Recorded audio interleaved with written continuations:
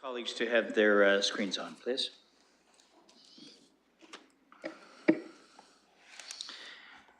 And I'll ask the clerk in a few seconds when the big hand hits the 12 and the little hand hits the 4, we'll confirm quorum, so.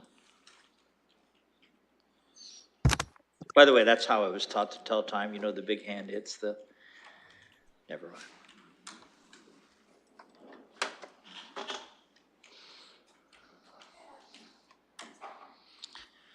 Clerk, do we have quorum? I can confirm quorum. Thanks very much, colleagues and the public. Welcome to the 13th meeting of the Strategic Priorities and Policy Committee. The City of London is committed to making every effort to provide alternate formats and communication supports for meetings upon request.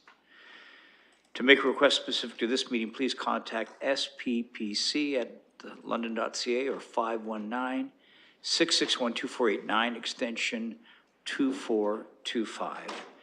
And with that, I will call on Councillor Lewis to offer the land acknowledgement, please. Thank you, Your Worship. We acknowledge that we are gathered today on the traditional lands of the Anishinaabeg, Haudenosaunee, and Lenape-Pewak and Attawandaron peoples. We honor and respect the history, languages, and culture of the diverse Indigenous people who call this territory home. We acknowledge all the treaties that are specific to this area. The Two-Row Wampum Belt Treaty of the Haudenosaunee Confederacy, the Silver Covenant Chain, and the beaver hunting grounds of the Haudenosaunee, the Nanfan Treaty of 1701, the McKee Treaty of 1790, the London Township Treaty of 1796, the Huron Tract Treaty of 1827 with the Anishinaabe, and the Dish with One Spoon Covenant Wampum of the Anishinaabe and Haudenosaunee. The three Indigenous nations that are neighbors to London are the Chippewa of the Thames First Nation, the Oneida Nation of the Thames, and the Munsee Delaware Nation, who all continue to live as sovereign nations with individual and unique languages, cultures, and customs. Thank you, Councillor Lewis. Colleagues, as we all know, the last 10 days of we have flown the flag at half-staff to honor Her Majesty Queen Elizabeth II, the longest-serving sovereign in our history, and I think would be appropriate today, acknowledging that her funeral was yesterday. If I could ask you all please to stand for 1 minute of silence.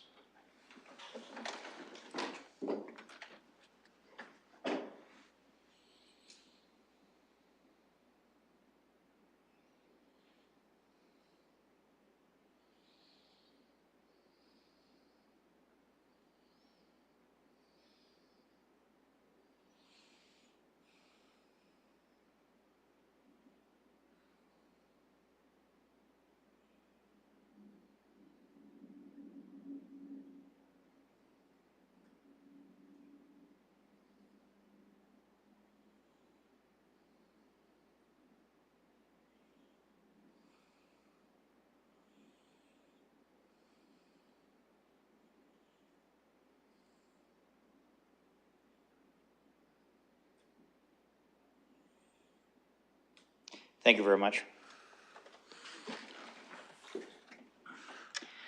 I will look for any disclosures of pecuniary interest. I see none. We have 8 items on the consent agenda.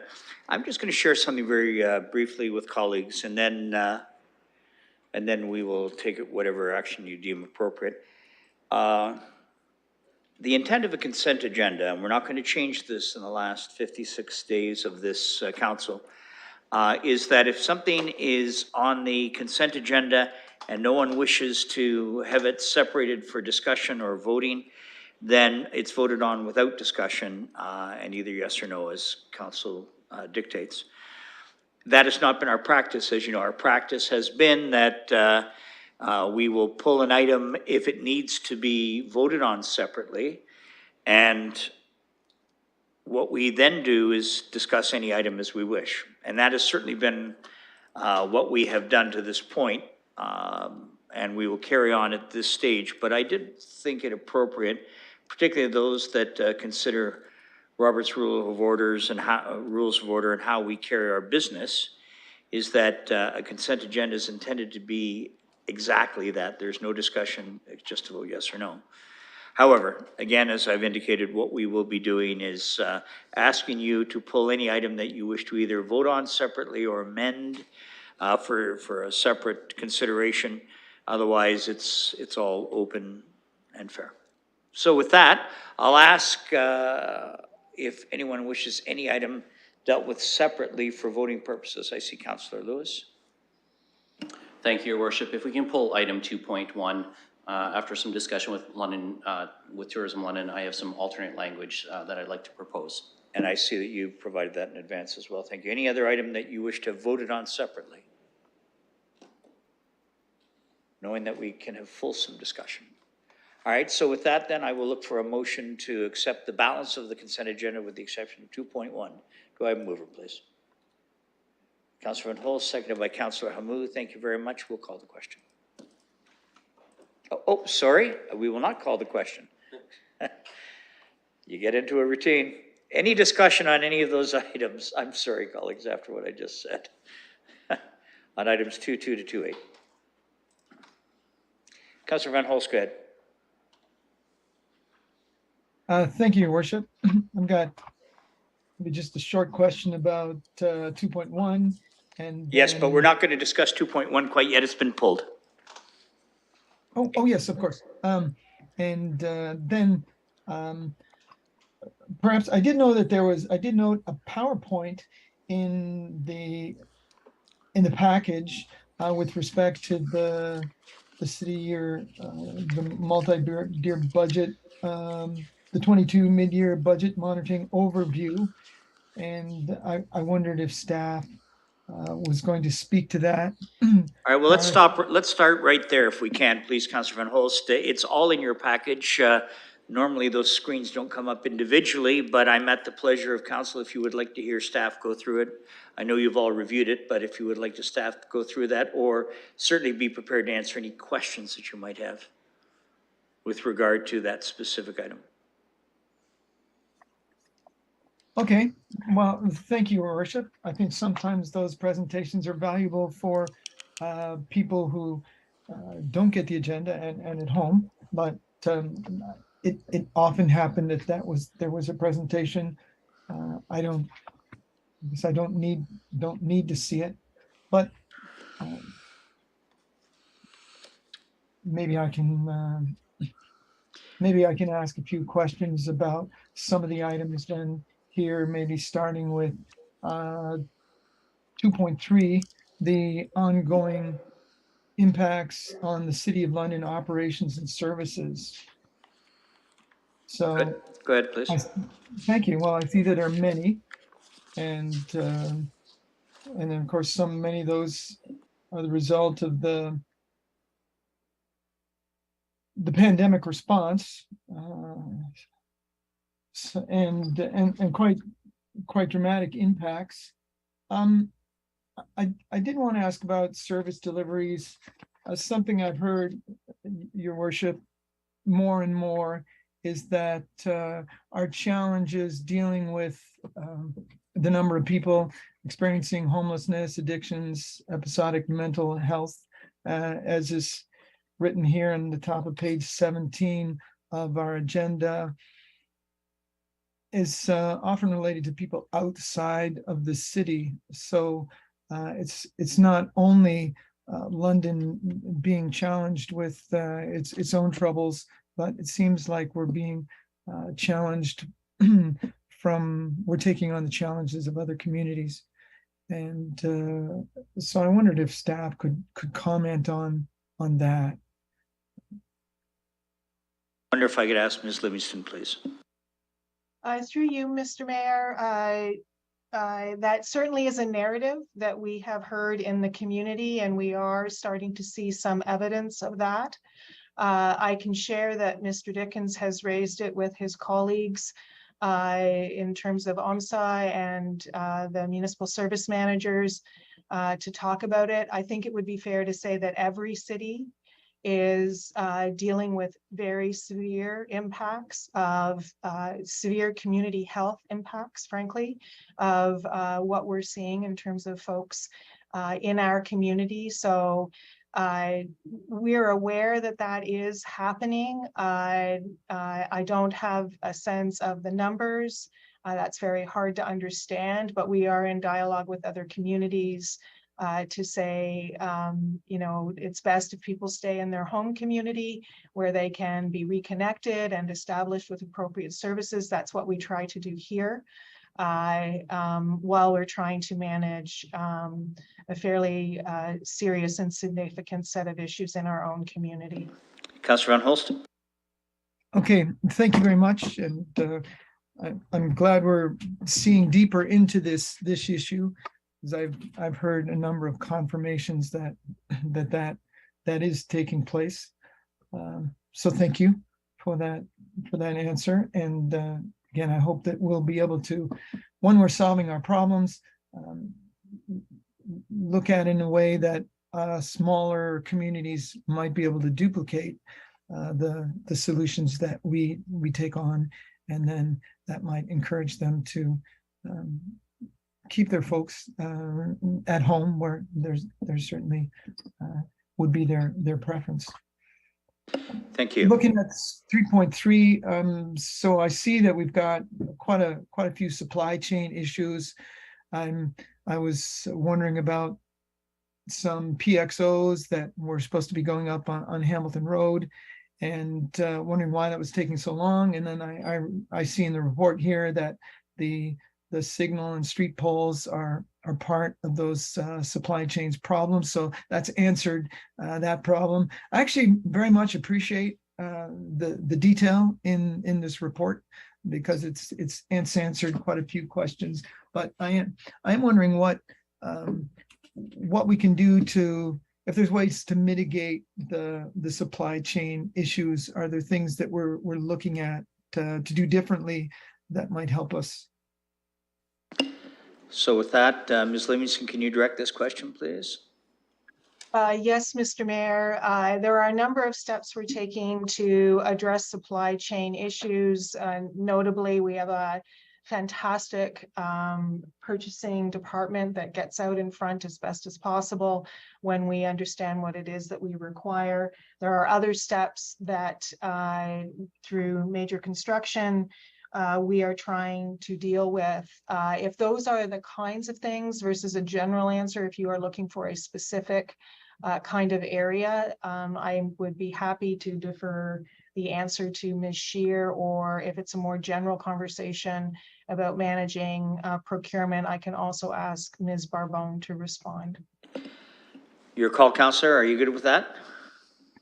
Okay, no, I'll be happy with that answer, Your Worship. I can see that we've certainly identified the problems, and so there are some, I think, pretty clear options where we could go to help in that way.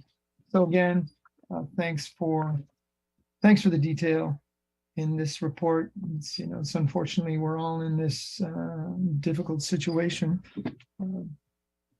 Thank you. I'll leave it at that. Any other comments or questions for staff?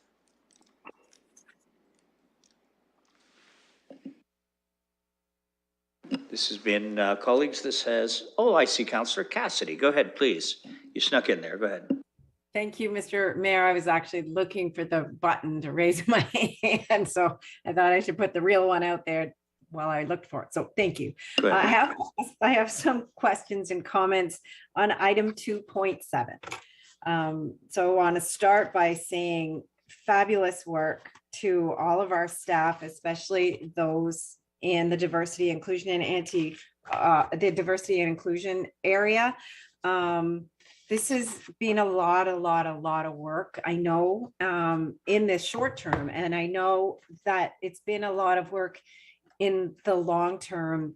A lot of this is a long time coming. It was way back in our strategic plan in 2015 that we included in our strategic plan that city staff would use a gender lens in the development of new policies. So Counselor, I just want to be absolutely clear. I know you made reference to 2.7. Sounds like it's a bit more like 4.1 that you're Oh, getting I'm to. sorry, 4.1. Yes, yes, yes. I'm so So- sorry. So why don't we save that, because I know you'll be incredibly articulate about that at the right time. Great. And I can just say this then, thanks to all the work over the last 4 years to the wonderful volunteers on the anti-oppression, diversity, inclusion, and anti-oppression advisory committee, and all of our advisory committees, Mr. Mayor. Don't know if I'll have an opportunity in the next 2 months. So thank you. Thank you Thanks, very Mr. much. I appreciate that. Any other comments or questions with respect to the consent items? I see none. It's been moved and it has been seconded. We will call the question. I'll do a verbal yay, Your Worship.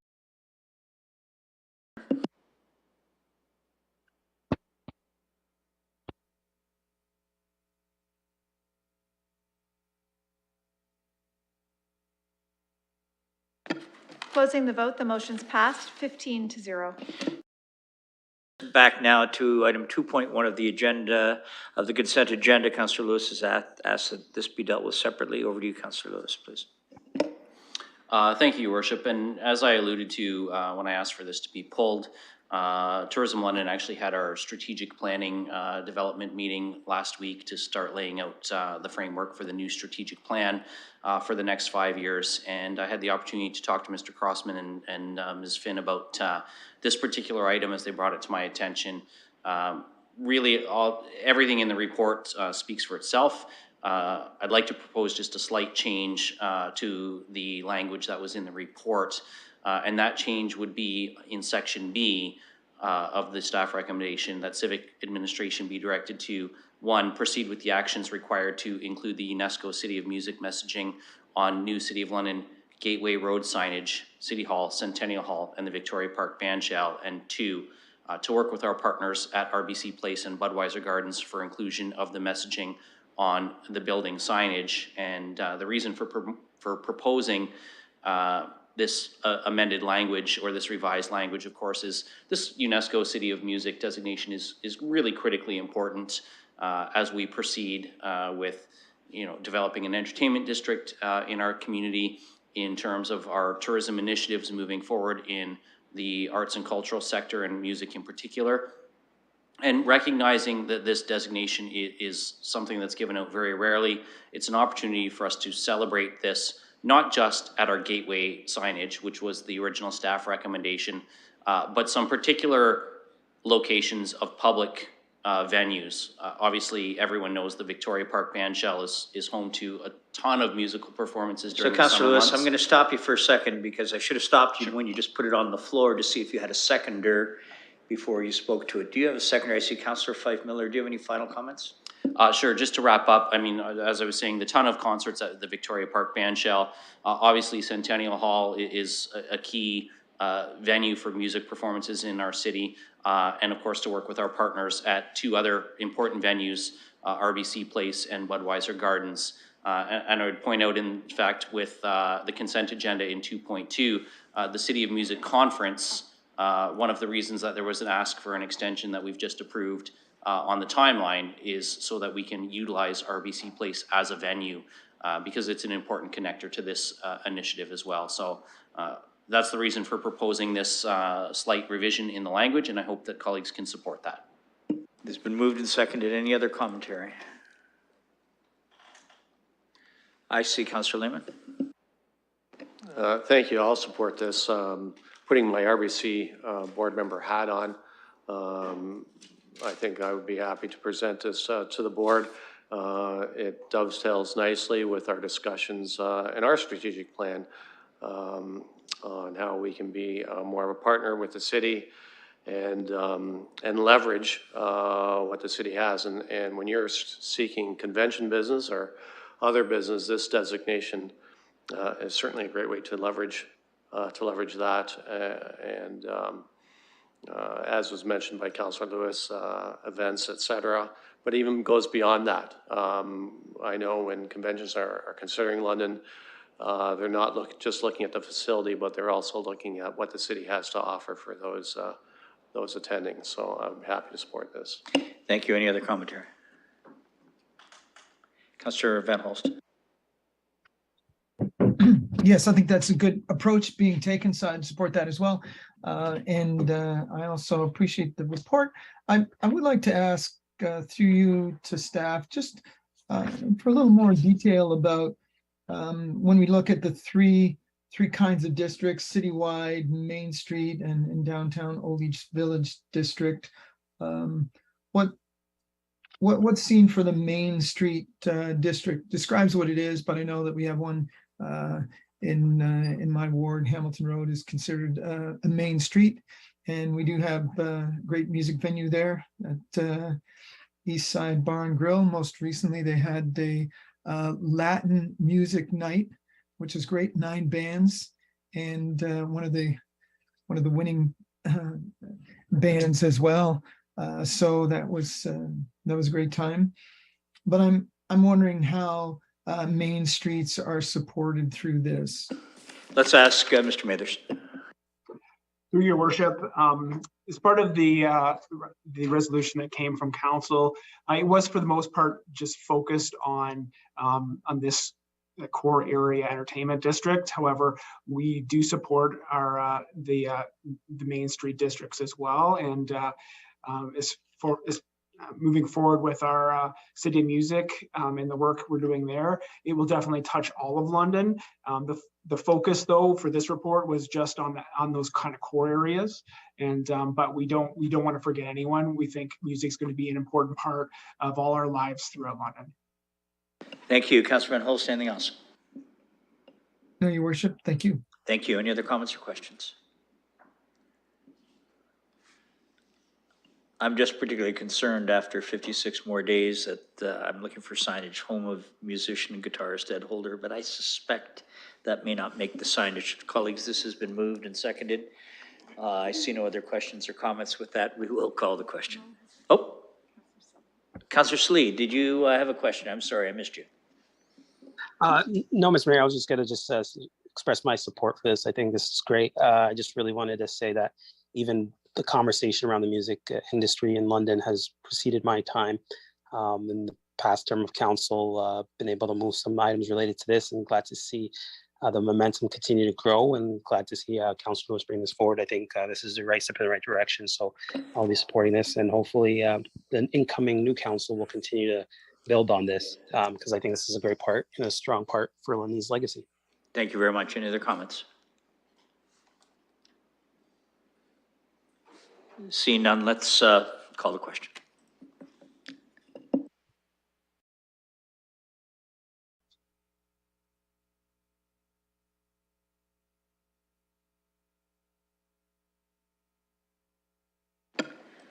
Closing the vote, the motion's passed 15-0. Thank you. That concludes our consent scheduled items. We have 2 items under items for direction. The first is 4.1 Anti-Racism and Anti-Oppression Framework. You will see a fairly extensive and detailed package here. I know that Councillor Cassidy had some comments, and I did not want to lessen our opportunity to say well done again. So, Councillor Cassidy, do you have comments? Yes, I do. Thank you, Mr. Mayor. So, well, I was able to afford to thank the advisory committee as well. So that was just an added benefit, but I do want to thank staff for this. It really is incredible work. It was a lot of work. Going back to, again, 2015 is when we first put consideration of a gender lens in our strategic plan. I personally, whether it was a result of that consideration or not, but I remember when we were debating that addition to our strat plan way back in 2015, I remember looking at our senior leadership team, and there was definitely a minority of that group were women, despite the fact that if you look around City Hall, the overwhelming majority of our workforce at that time especially were women. And so it didn't seem to be translating up to the higher echelons in City Hall. And I think we can all agree that definitely has been a change, whether that's a result of our gender lens approach or not. I was disappointed to see that the gender and equity lens were not always used over the years. And so I'm really happy to see how things have evolved, to see this framework coming forward, and really to see in the short time that we have had our anti-racism and anti-oppression people team in place. In that really short time, so much work has been done. And I really want to commend them for that. I really want to commend Ms. Livingston for putting this team together and bringing them here to City Hall to really have this focused approach on this really important work. I'm really, really happy and pleased with this. I have a couple of questions about this as well. My first one is, in one of the guiding principles, it talks about the Truth and Reconciliation Commission, calls to action, and that we will be focusing on implementing the calls to action. I'm assuming it's calls to action that have a municipal focus. And I will say, over the last 8 years, and primarily in the previous term of council, there was some hesitancy towards implementing some of those calls to action. I want to understand where we are now from Ms. Livingston, if she can comment on that. Is there a greater acceptance of really pushing ahead and going forward and endorsing these calls to action here at the City of London? Well, then let's ask Ms. Livingston. Thank you, Your Worship, and through you to the councillor. There's a deep commitment to truth and reconciliation within the organization, and it is being led by the ARAO team. But there are also a number of staff across the organization that are working hard to deliver on the specific municipal actions. When we were reporting to council back in April to talk about an update on where we were at with those specific actions and also bringing forward the land acknowledgement, at that time we indicated that in addition to moving forward on the municipally identified actions, we wanted to do deeper work within our organization and also with the urban Indigenous community and the local First Nations on what other steps of reconciliation we might be needing to consider. And at that time, we indicated we would be undertaking that work and bringing back to council an action plan on delivering further on truth and reconciliation. So we anticipate bringing that plan back next year. That work is underway right now. And as I say, it begins with the base of the municipal actions, but it will probably also consider other elements as we collectively move forward on reconciliation. Councillor Cassidy. Thank you. Yes, thank you for that. So again, in the framework, it talks about the tool, especially the previous iteration of the equity lens was intended to be used by council members, and it talks throughout the framework about this framework being used by City Council in helping us to make our decisions. So I'm wondering how that will come to be. Will the training be offered to city councilors? Will it be strongly encouraged? Will it be part of the orientation for incoming council? Or is there a plan somehow for the training of city councilors in the use of this framework? Ms. Livingston. Thank you, Your Worship. The short answer is yes. That will begin in the new council orientation is embedded in our proposed approach to that orientation already. So not only will it be a foundations training around anti-racism and anti-oppression, and also understanding the tools. What council can expect in the future as staff work to use this tool, and I just want to be clear, it's going to take time to build skill and capacity across and competency in this area across the organization deeply. But as we start to do that, what council can anticipate seeing is in reports what the result of the equity tool has been. So if we are bringing forward a new policy to you, there should be a section that describes, much like what you saw earlier around the climate action plan tool, a component of the report providing you that additional information for your consideration as you make decisions. Ideally, you would see this in the future on any policy, program, funding, service change, so that you can have that, the information emanating from that tool to help inform your decision making. That's the intent behind this. Excellent. Councillor Cassidy. Thank you, Mr. Mayor. So finally, it says in there that it will be offered to agencies, boards and commissions, things like that.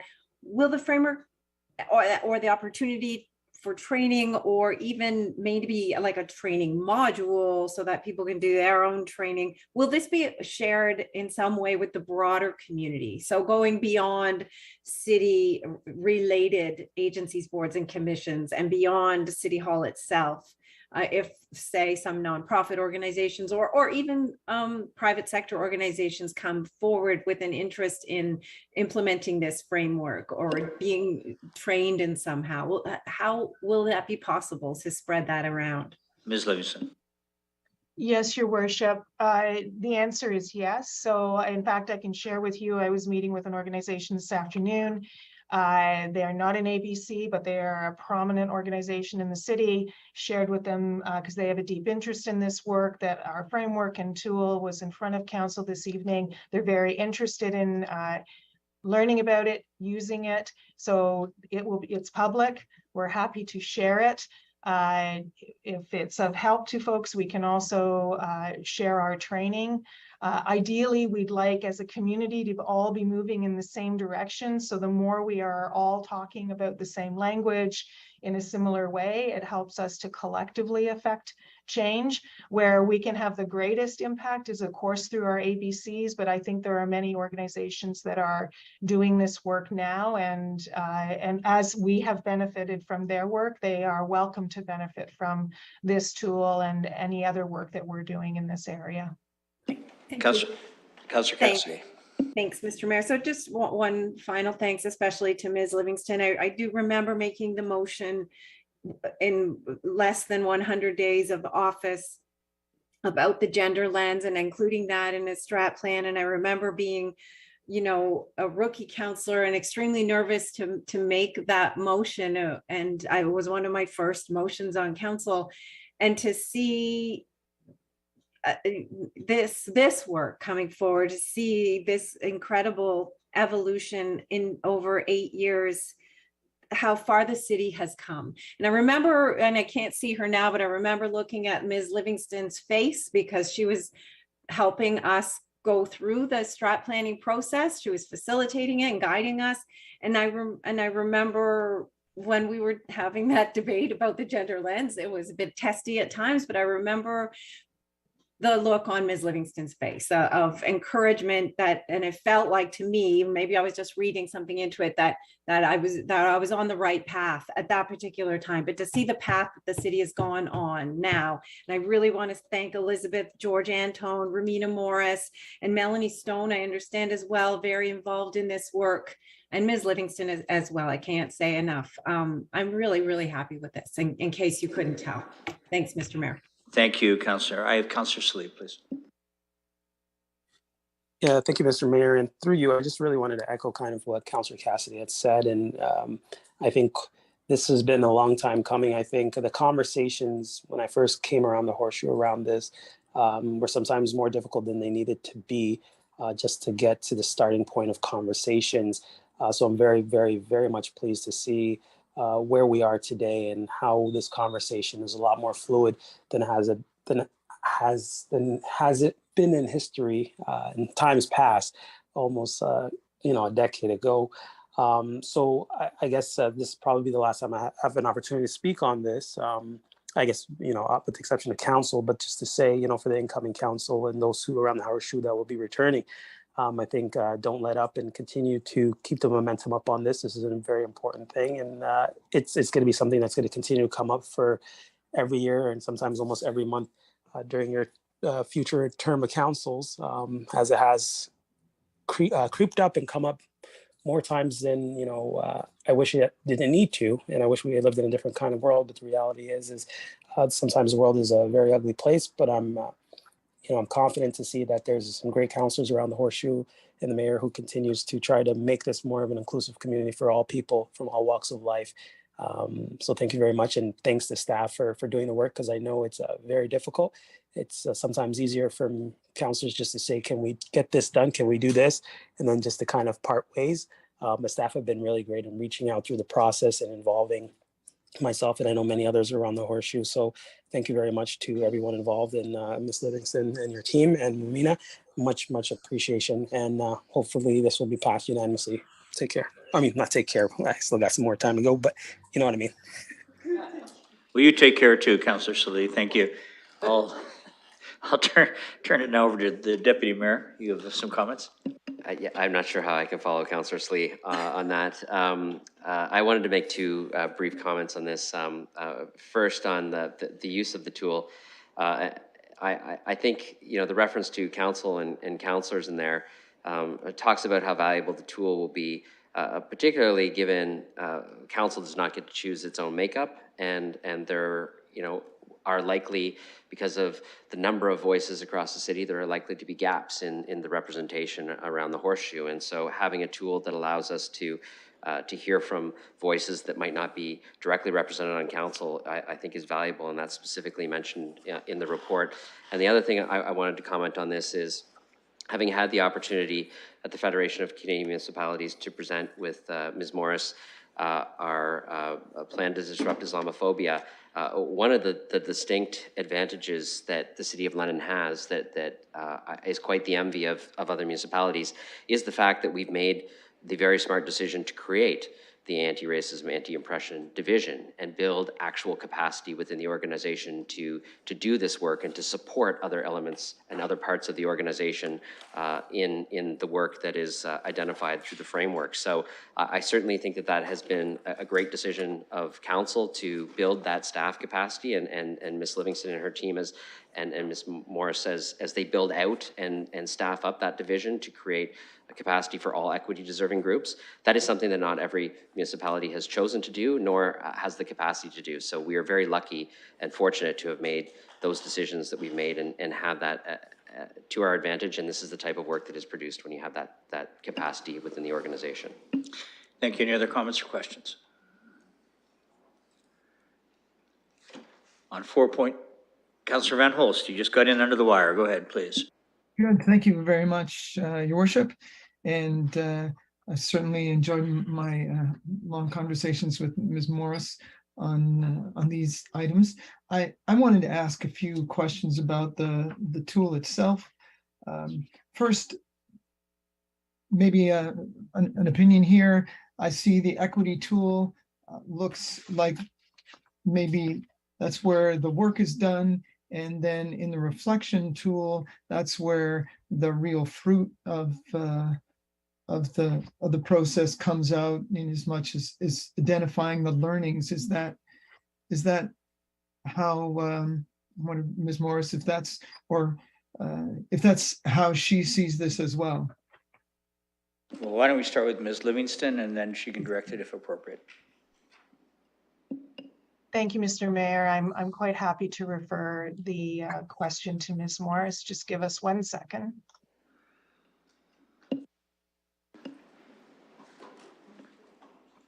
Go ahead, Ms. Morris. Good afternoon. Thank you for the question. And you're absolutely right that the intent is that the equity tool, a portion of the framework, is the actual application piece. It is the work, if you will. And the reflection tool really is an opportunity, once the tool has been utilized, to be able to think back on what the tool prompted, what changes did it prompt, and then allow for some reflection so that moving forward, the tool gets easier and easier to use as people get accustomed to using it. But that is essentially the tool itself is where the application of the work takes place. Councillor Van Holst. Okay, thank you. And I appreciate you said that the tool will get easier and easier to use. And I really like that there's essentially checkboxes in many of these things, so it makes it very clear what needs to be done. the, I know in section 2, it says what phase is your proposal in, and there's about six different possible phases. Do we see that, in the future, it will be done for every phase for every project? Ms. Morris? Thank you, and through you, Mr. Mayor, absolutely. It is intended to be used at every stage. What we know is that if we use it at the front end, when we're just even in the design phase of any project, any service, any program that we're organizing or thinking about, that's the ideal time to use it. But we also recognize there's lots and lots of projects and things that are underway already. So the tool is designed to be used at any stage. You could use it even at the end. What will happen if you use it at the end probably is that you may see some things that you missed, and there may be some cost or time implications. So we're always going to encourage using it at the front end of everything, recognizing we're in the middle of a lot of things. And so as we transition to implementing it and using it right from the beginning of everything, we're going to anticipate using it wherever we are and whenever we can. That will be the intent. Counselor? Okay, thank you. Now, when we get to part 2, it's what do you know? Looks like there's some research to be done. Is your department going to be helping out with the research, or are we going to leave it to every individual to try and get through that themselves? Ms. Morris? Thank you for the question, and through you, Mr. Mayor. It's a great question. And so there is a bit of element of this that people are going to have to do a little bit of work in terms of even thinking about and looking into what they know about the community that may be impacted. In addition to that, we've created some fact sheets.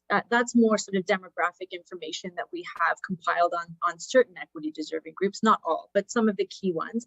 In terms of statistics, what do we know about the City of London and how many people of a certain equity deserving group are in the city, and what are some of the barriers to their success as well? So we've got some very, very easy fact sheets for people to refer to in terms of some general pieces of this. And then there will be elements that they will have to look a little bit deeper. And when we say research, we're not talking about taking it and doing a research project on things. It's actually often things that we already do know. So where we have data, we'll rely on it. We have a lot of information within the city that we can use, heat maps and that type of thing. So there is a lot of ways to come up with what is the demographics and what do we know about a particular community. So we'll support, but certainly people are going to be expected to do a little bit of homework themselves. Councilor Van Holst, anything else? Thank you. Now, I'm interested, have we tried the tool out? And if so, what can give you some description of some encouraging results? Ms. Morris? Thank you for the question, and for you, Mr. Mayor. Absolutely, we did. We piloted the tool as well as the training that Ms. Livingston referenced. And so what we had was different, about 4 pilot projects that happened across the corporation, different service areas, different types of projects. And like, so policies, there was a physical space that was being reconfigured. So the tool was applied to that. So we had a little test run of it, got great feedback in terms of the application. So the version that you're seeing now is definitely has been revised from the original based on that feedback. And what we anticipate is that as we roll it out more broadly, we're going to test it a little bit more. But as we roll it out more broadly, we expect to have more feedback, and we hope to keep updating it so that it's reflective and easy for people to use and to navigate. But certainly we did pilot them and had some really good feedback that we've incorporated. Councilor Van Holst. Yes, okay, and maybe a final question, Your Worship. So there's many different types of things that go on in the city. We could be designing a community center. We could be fixing a water main break. And how do you see it being different for those along that spectrum of projects and activities? I'm not sure I follow that question, but Councilor, Ms. Morris, perhaps you do. Thank you, and through you, Mr. Mayor. If I understand correctly, the question is sort of how will this be applied to the very many different types of work that we do within the corporation? And I would actually say there's a lot more similarities than differences in terms of the questions are really designed to have us think about who is impacted ultimately by whatever we are doing. And so it may be different people that are impacted, but impact is is going to happen based on any program, any service, anything that we're doing. So the tool can be applied to anything. I mean, it literally can be applied to a budget decision, to a policy that we're reviewing. Who's impacted by the policy? Who's impacted by the budget decision? Who's impacted by the construction that's happening? And then what do we know about those folks? And how do we get their voices in so that we make sure we don't miss anything? So it is designed to be used across the board, regardless of the service area, regardless of how small or how big the project, to be honest. Thank you both. Councillor Hamou. Thank you, Mayor Holder, and through you. I have a couple of questions. First of all, I have a couple of comments. The first comment I have is I really liked this tool. It's very comprehensive. And what I liked the most about it is the reflection tool. I'm just wondering about all of this. Will there be a place where all of these pieces will be collected from the reflection tool and possibly we can look at them? Because I think the question here about what did you not plan for and what would you do differently next time? I think that's really important for even councillors to understand some of that information. But just a question through the mayor to Ms. Morris, if that's okay. Good, Ms. Morrison. Thank you, Councillor Hamou, and through you, Mr. Mayor. So the idea with that reflection tool really is for people to do the reflective piece to the work. What we will do is, as a division, we will collect that information and certainly we'll use it to help us to better this version as well. We anticipate that feedback coming through the reflection tool. In terms of having access to it, we haven't really got that far at this point in terms of sharing that openly. The point of it is to sort of drive people to think about things differently. And if there are conversations within teams or within service areas that can help to sort of front end some of the things that have emerged by using the tool, that is really what it's intended to be used for. But we can certainly give some thought in terms of how we can use that feedback more broadly as we start to collect it. Councillor Hamou. Thank you, that's great. Thank you. Next then I have Councillor Turner. Thank you, Your Worship, and thanks to staff, and I certainly echo comments from my colleagues thus far. I share Ms. Morris's, reservations about sharing all the data from this. It's a working tool. I see it as very much as a formative tool along the process of creating a policy document or bringing things forward to council, and very much work in rough and work in progress rather than it being something finished. But that does bring up a really interesting question. And in the report, it says, how will we share the results, or how should I share my results? And that's an important point to this. And so it gives a brief paragraph to this and says, as well, you may be required to include your results if you're reporting to council about your proposal. I'm curious if there's an opportunity in this and to do something similar to where we're using the climate change tool and strategy. In the council report templates, it has things like linkage to corporate strategic plan. Are there opportunities to create standard sections of a council report that says you've considered climate change, you've considered the equity tool, and that it's there every time to say, these are the things that we've encountered and these are how we're mitigating or addressing the concerns that we addressed through the process of applying the tool? Let's ask Ms. Livingston that. Thank you, Your Worship, and I apologize if I wasn't clear earlier. That is exactly the intent. It is exactly the intent to have a section in council reports where we have applied the tool to give you that information very clearly, separate and apart, so you can consider it, council can consider it as they make their decision about whatever issue is that is in front of you. Councillor Turner. And through you, Your Worship, to Ms. Livingston, thank you very much.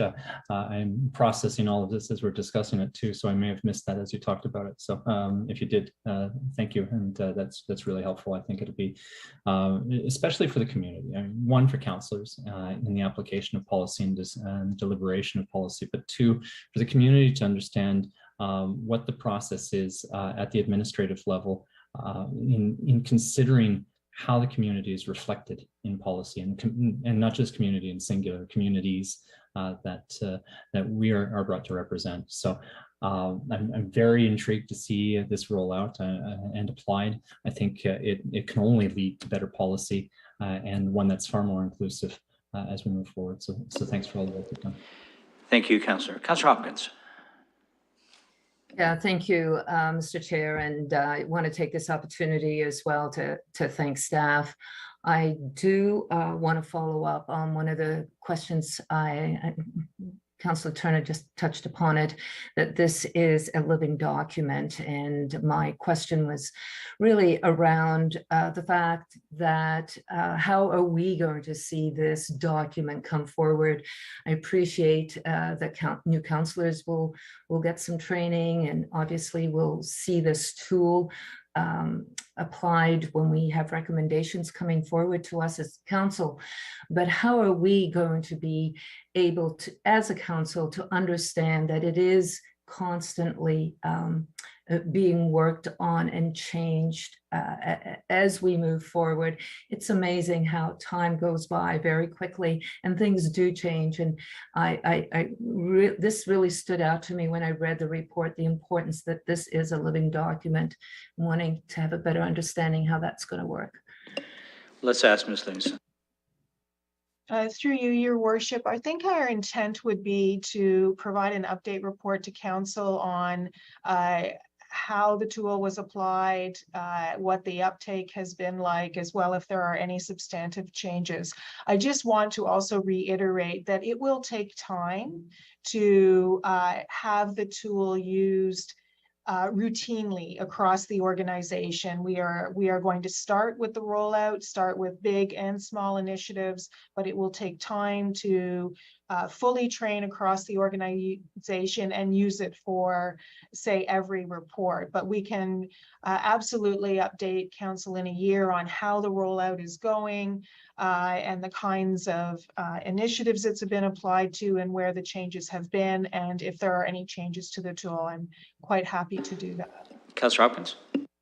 Yeah, thank you for that clarification, Ms. Livingston, and thank you to you and staff for all the work. But I'd also like to thank, this has me reflecting, as some of our colleagues are going to be moving on, the work that has been going on with the diversity, inclusion, and anti-oppression community. It really has. We've come a long way, and I'm just reflecting on past councillors that were part of this. It's just not. It's a constantly moving conversation that we've been having here in the city for a number of years, and the importance of keeping that communication and understanding the tool going forward is going to be important for us as a city.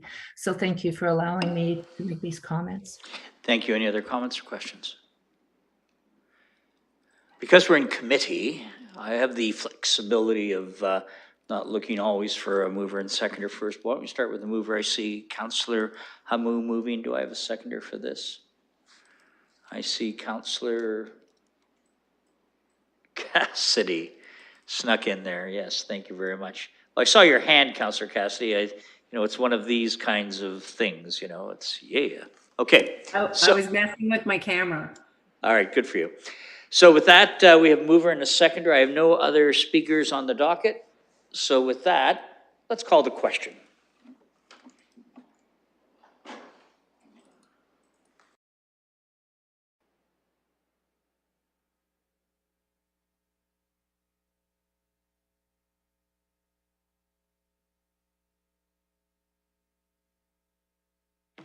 Closing the vote, the motion is passed 15-0.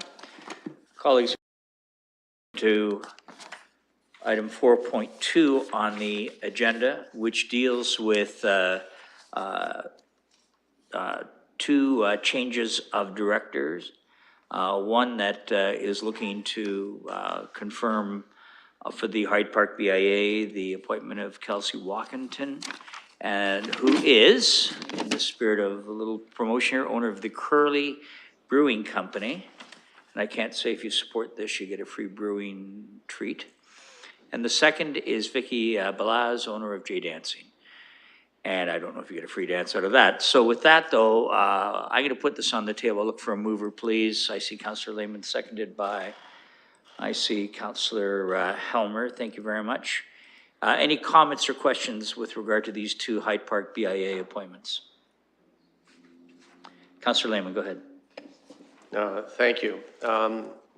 You've heard tonight reference to our boards and commissions. There are many folks that serve London, often unheralded, that give a great deal of time to serve on those organizations, and including our many BIAs throughout the area. So I just want to say thank you to all those folks. I don't think you get recognized enough. So I will use this opportunity to speak, and I'm sure on behalf of other councillors, to say thank you. And specifically, I'll reference Jean Coles, who is resigning from the Hyde Park BIA board for her efforts and service on that organization. And I support the confirmation of both Vicky and Kelsey as well, and look forward to working with them on the board. So thank you very much. Thank you. Any other comments or questions? I see none. With that, let's call the question.